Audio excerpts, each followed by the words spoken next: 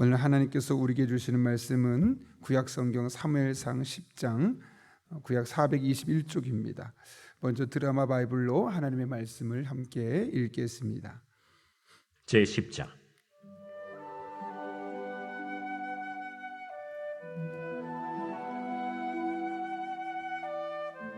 이에 사무엘이 기름병을 가져다가 사울의 머리에 붓고 입맞추며 이르되, 여호와께서 내게 기름을 부으사 그의 기업의 지도자로 삼지 아니하셨느냐.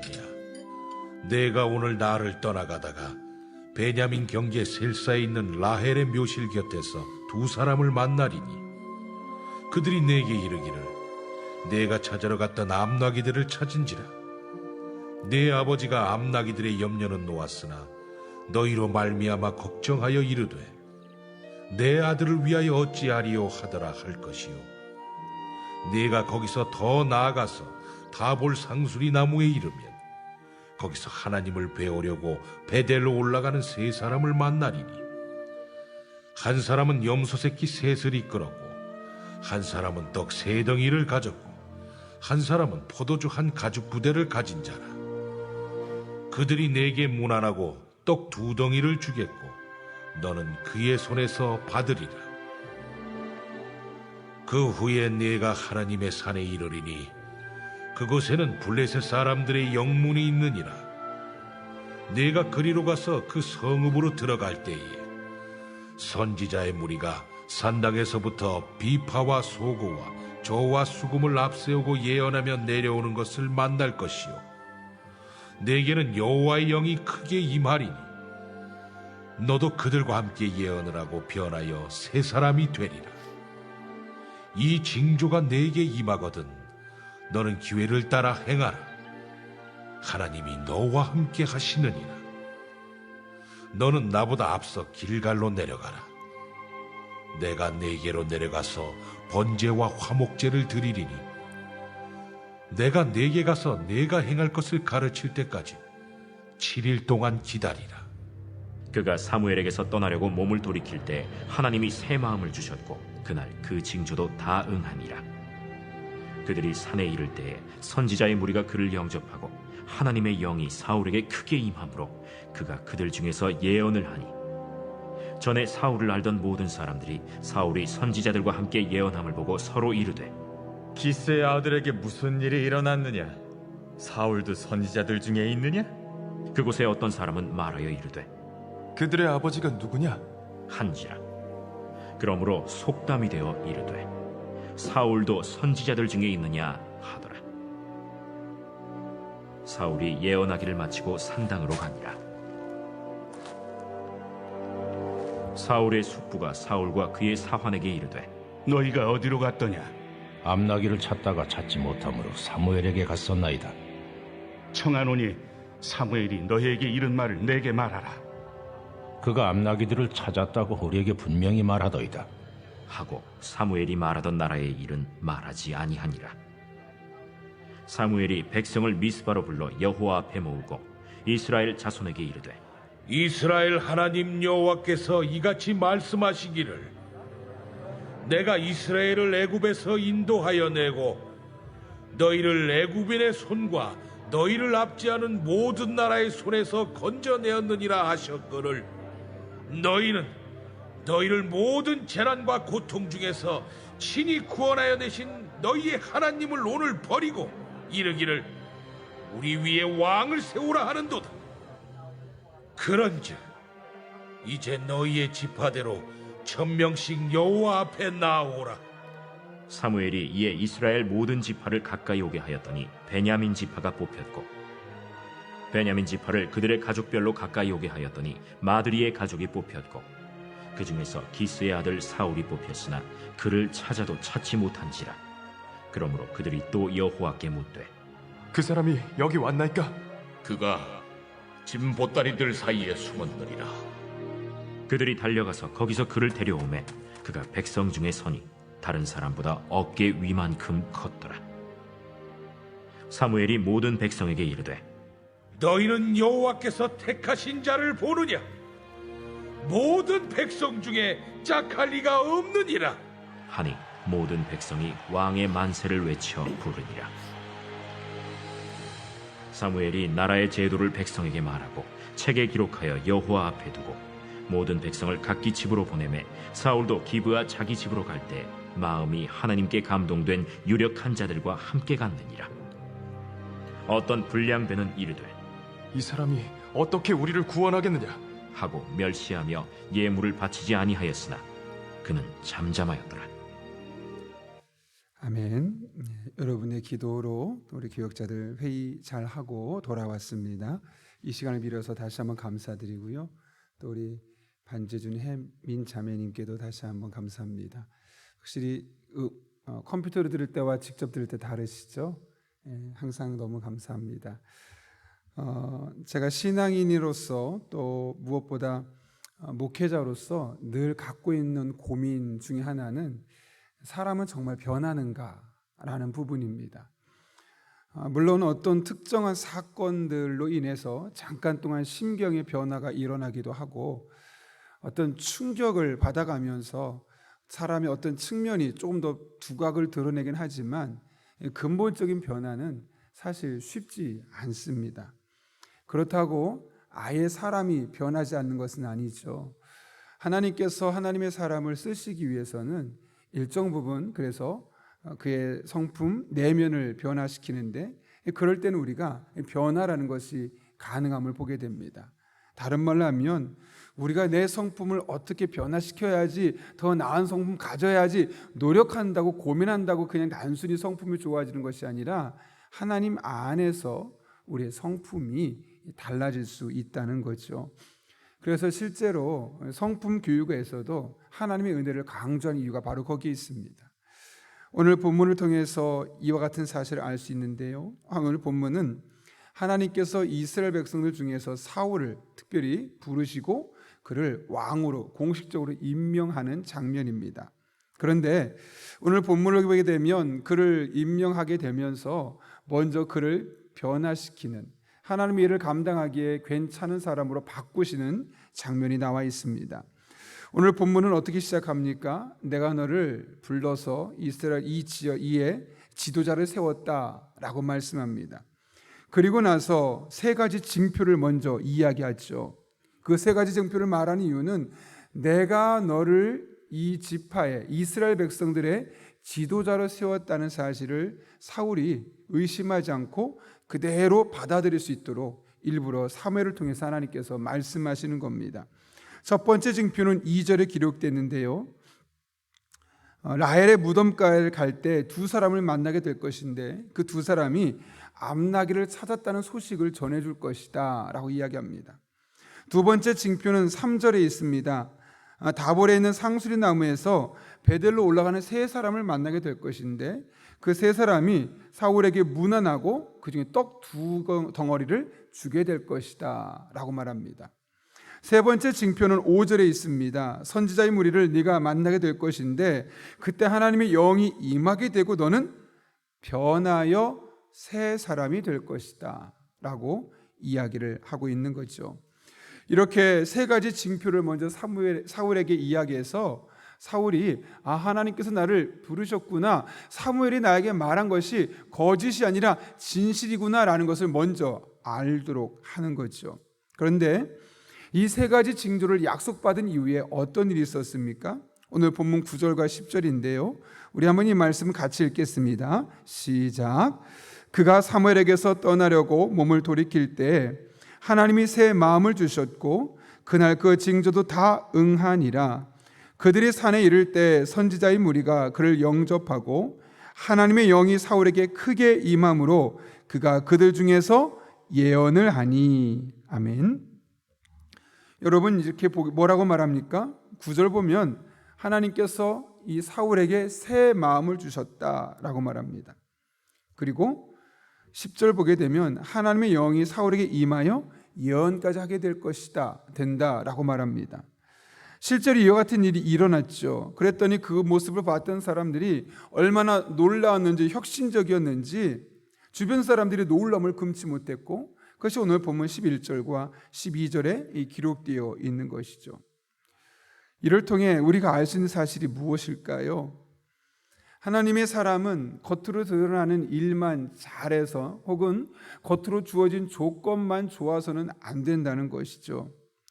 나중에 그 일을 그르치지 아니할 수 있는 그 사람의 내면의 변화, 인격적인 변화, 삶의 변화가 먼저 선행되어야 함을 말씀하고 있는 겁니다. 여러분, 종종 놀라운 일들, 정말 뛰어난 업적을 남기고 나서 변화되지 않은 내면으로 인해서 도리어 나중에 해악을 끼쳤던 종교 지도자들 혹은 그런 평신도들에 대한 이야기 우리가 얼마나 많이 자주 듣습니까? 그런 의미에서 우리는 먼저 하나님의 이들을 감당하기 위해서 이렇게 하겠다라고 이전에 충분히 그 일을 감당하고 그 일을 감당하고 난 이후에 하나님의 일에 방해가 되지 않을 만큼 자신의 이 내면을 먼저 변화시키는 것을 경험해야 하는 것이죠. 그렇다면 여러분, 어떤 변화가 필요할까요? 오늘 사울을 통해 배우는 변화 요소는 9절에 기록된 것처럼 새 마음입니다. 두 번째로는 하나님의 영에 사로잡히는 것이죠. 그런데 이것이 우리가 보게 되면 전혀 다른 마치 별개의 요소처럼 보이지만 실상은 그렇지 않습니다. 오히려 둘 사이는 아주 밀접하게 연관되어 있죠. 어떻게 이 사실을 알 수 있느냐? 6절을 보게 되면 사무엘이 사울에게 했던 예언적인 말씀이 있죠. 뭐라고 말합니까? 내게는 여호와의 영이 크게 임하리니 너도 그들과 함께 예언을 하고 변하여 새 사람이 되리라. 여기 있는 새 사람이 되는 것, 변화의 새 사람이 되는 것이 바로 9절에 있는 새 마음을 주시는 것이고, 하나님의 영이 크게 임한 것은 10절에 나와 있는 내용입니다. 그런데 이 내용이 결코 다르게 되어 있지 않죠.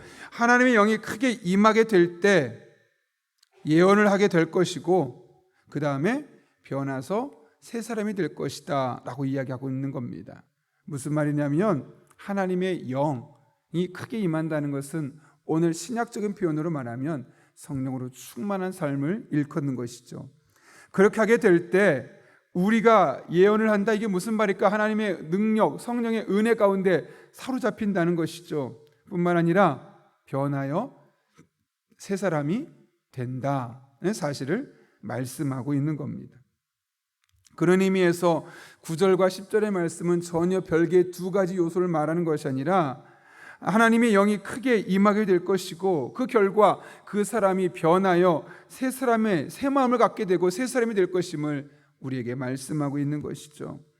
결국 이 시대를 살아가며 하나님의 나라를 꿈꾸고 큰 일이든 작은 일이든 하나님께서 원하시는 길을 내가 걸어가리라, 하나님께서 원하시는 믿음의 사람이 되리라 라는 결단을 하는 누구든 우리의 내면이 변하고 먼저 새 사람이 변해야 함을 말씀하고 있는 겁니다.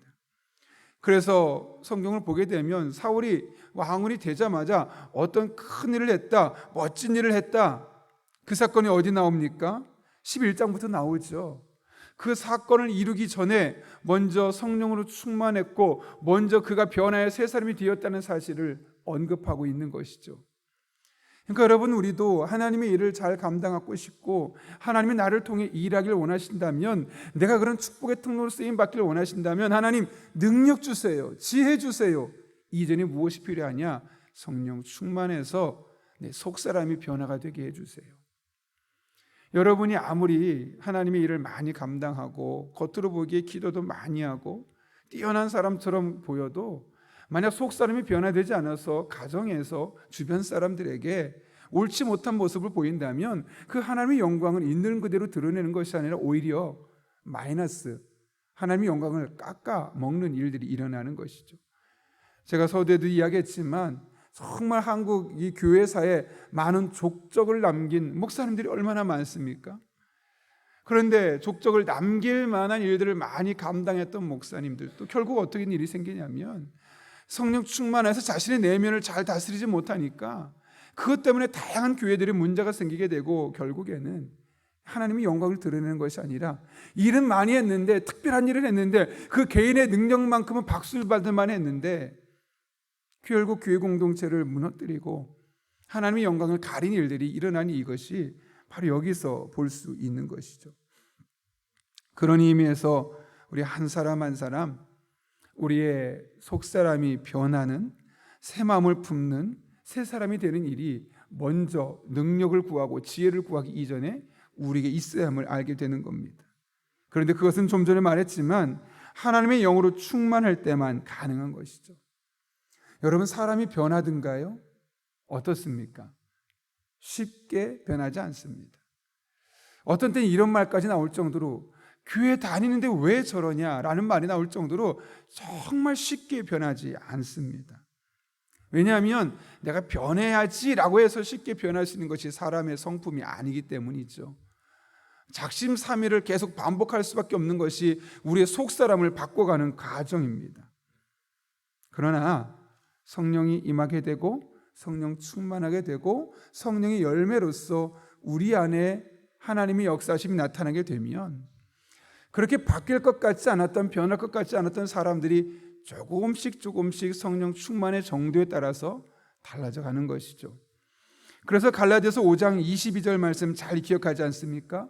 오직 성령의 열매는 사랑과 희락과 화평과 오래 참음과 자비와 양선과 충성과 온유와 절제니, 이렇게 9가지 열매를 우리에게 이야기하는 거죠. 적어도 우리가 성령 충만하면 하나님께서 우리의 생각을 지배하고 기도를 인도하고 그 외 다양한 능력들까지 언급하지 않아도 그냥 성령의 열매만 딱 생각해도 사랑하지 않던 우리가 누군가를 이타적으로 사랑할 수 있습니다. 아가페의 사랑으로. 그 다음 희락. 상황은 너무나 절망적인데 얼굴에 그늘이 생길 수밖에 없는 상황인데 기뻐할 수 있는 것이죠. 사도 바울이 감옥에서 빌립보서 말씀을 통해 기뻐하라고, 내가 주를 권면하니 기뻐라고 계속 말할 수 있었던 이유가 바로 거기 있었던 거 아니겠습니까? 화평, 평화입니다. 다른 사람과 평화로운 관계를 잘 끌어가는 겁니다. 여러분, 예수 정말 잘 믿으면요, 부부싸움이 예사로운 일이 아닙니다. 쉽게 싸우지 않습니다. 왜 그럴까요? 평화의 열매가 있기 때문에 그런 것이죠. 오래 참음. 나는 성격이 불같고 톡톡 쏘는 사람이어서 갈등이 많은, 흔히 말하는 돌직구의 사람이었다면 성령 충만하여서 성령의 열매가 맺혀지면 어떻게 됩니까? 참는 겁니다. 견디는 겁니다. 그 다음 자비, 말 그대로 다른 사람, 어려운 사람을 돕는, 자비가 구약의 헤세드와 같은 단어죠. 그냥 아이고 힘들겠구나, 아프겠구나 마음으로만 그렇게 다가서는 것이 아니라 공감하고 그의 삶의 문제를 직접 해결하는 데까지 나아가는 도움을 말하는 거고, 양선은 저 사람 참 착하다라는 소리를 듣는 겁니다. 교회 다녀서 그런지 몰라도 참 착하다, 이게 바로 양선이 이 성령의 열매로서 보여주는 거고요. 충성은 참 성실하다, 한결같다, 어쩜 저렇게 변함없이 똑같을 수가 있나, 이런 말들을 듣는 것이 바로 충성이고요. 온유, 알죠? 부드러운 마음, 따뜻한 마음. 그 다음 마지막에 절제. 하고 싶은데 그것을 내가 스스로 억누르고 절제할 수 있는. 그래서 우리가 여러 가지 범죄로부터 노출될 수 있는데 절제하는 겁니다.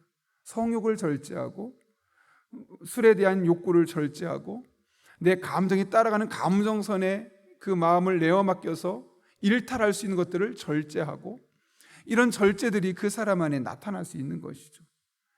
여러분, 이와 같은 성령의 열매가 한 사람 안에 날마다 차곡차곡 쌓여진다면 사람은 달라질 수밖에 없는 겁니다. 변할 수밖에 없는 겁니다. 그러므로 진짜 예수 잘 믿는 사람은 사람이 달라지는 겁니다.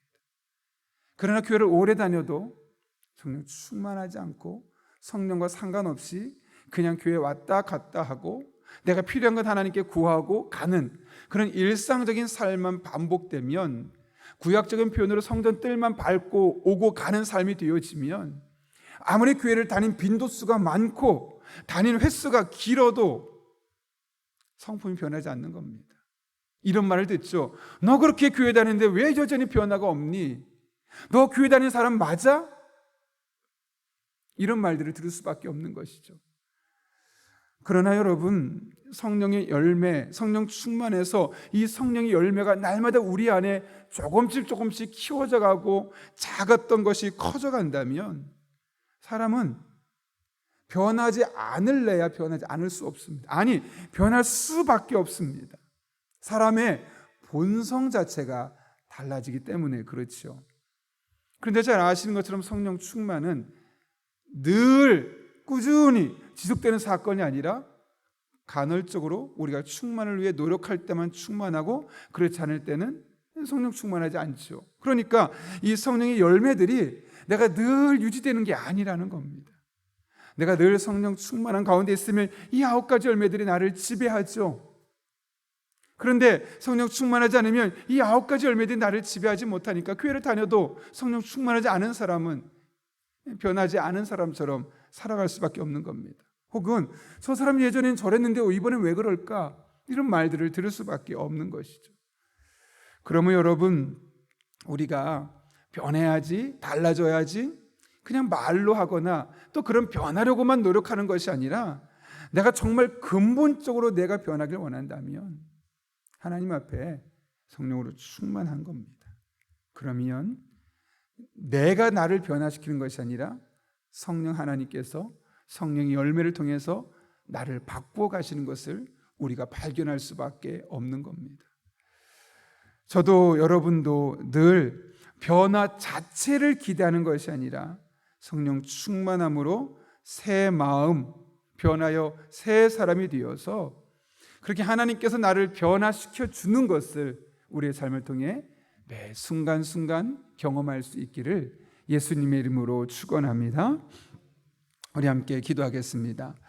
거룩하신 아버지 하나님, 사울이 하나님의 영이 크게 임할 때 변하여 새 사람이 될 것이다 라는 이야기를 듣게 되고, 실제로 그 말씀이 오늘 17절부터 27절까지의 말씀에 수많은 사람들이 불량배가 어떻게 이 사람이 우리를 구원하겠느냐 멸시하는 말을 듣고 예물을 바치지 않아도 잠잠했던 사울의 모습을 보게 됩니다.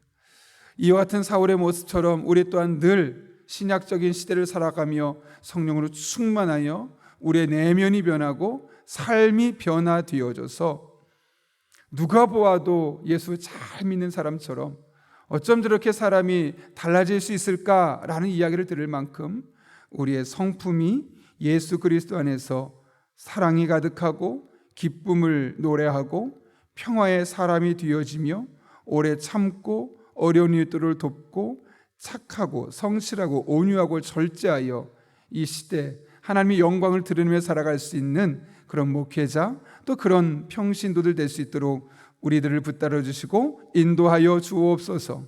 예수님의 이름으로 기도하옵나이다. 아멘.